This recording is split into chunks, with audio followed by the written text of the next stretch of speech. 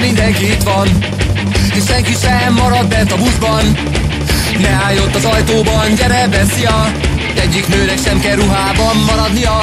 Nyílik az ajtó, haverok jönnek sorba. Megmondom, akinek mi a dolga. Nem kell semmit csinálnod, csak érezd magad jól. Felejtsd el a gondjaid, ez az este erről szól.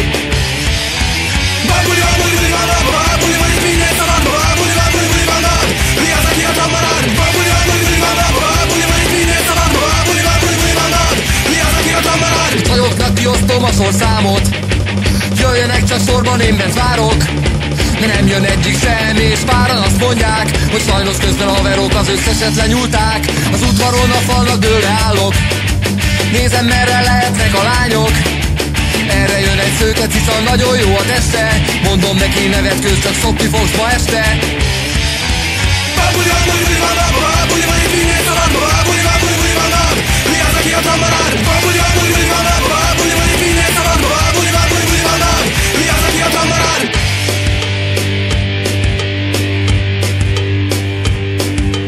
Kezemben egy újság, a látványtól szédülök.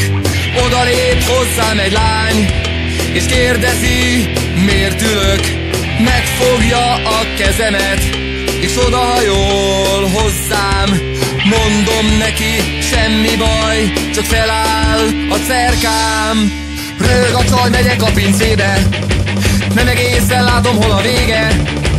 Álló farka mellett jó lesz majd a mézes bor. Az íze fura, a hordóban maradt hipótól.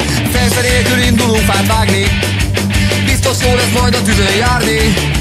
Hopi indul elsőnek, a parázsra tapoz, az égési sérülésünk másodfokos.